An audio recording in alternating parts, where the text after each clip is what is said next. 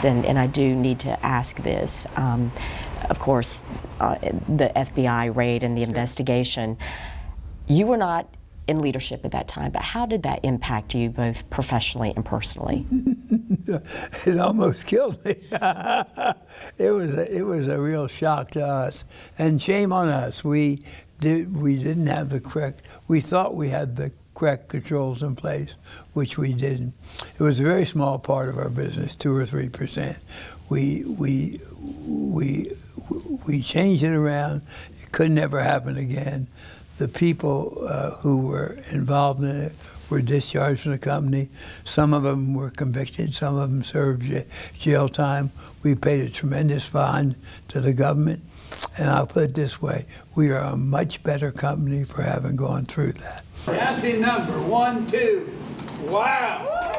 You personally, your family personally, your company have been so incredibly generous to this community. We're talking UT Hospital, United Way, and I could go on and on and on, and the interview would never end. Why has it been so important for you to give back, and your company to give back? If you look at the Bible quote, it says, "To much is given, much is," and it's required. People say it's expected. Go look in the Bible, it's required. There's a lot of difference between expected and required. And we think that we're the stewards of this money God's given us. Through God's graces, we've been able to achieve all this. And we want to continue to do this, and we are going to continue to do this. Let me read you a little quote here. This is really good. And this is what we tell all our pilot people and anybody. I spoke to a young group at UT, the business school, the other day, and I used this. This is great. Philanthropy is an ancient Greek word that means loving humanity. It doesn't mean rich people writing checks.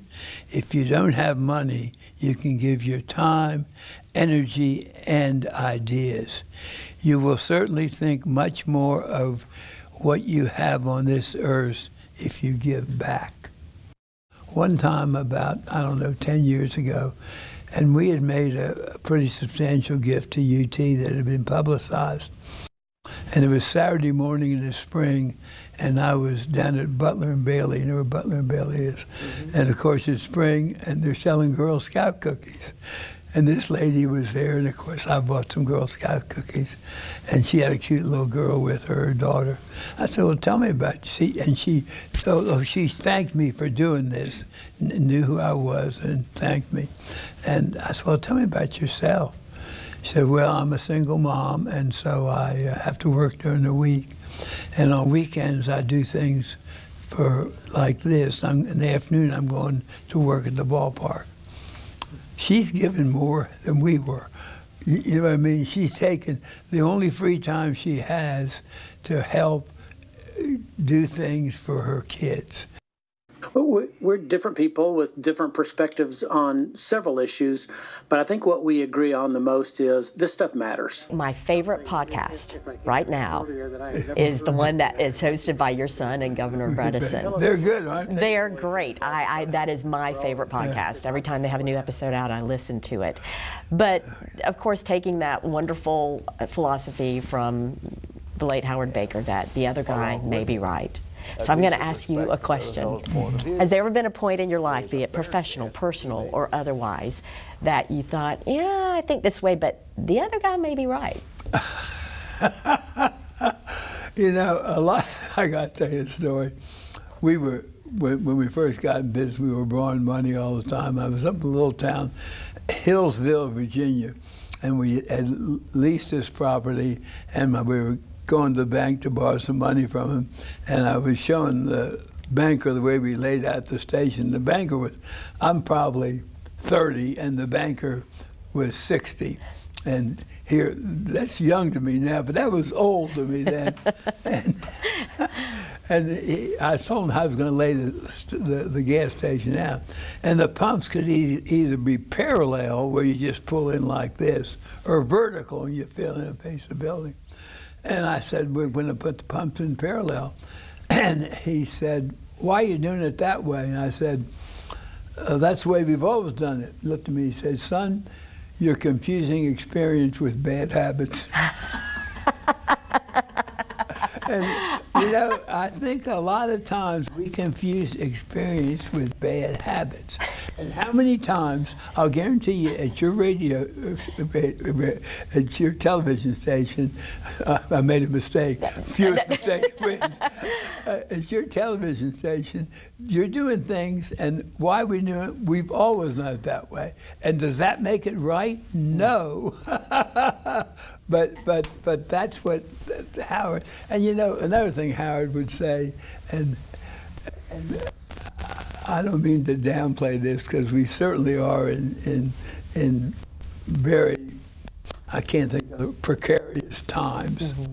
But if you would ask Howard about it, you know what he would say? The Republic will survive. Why have you engaged in that arena? How important is that for people to be engaged in that arena?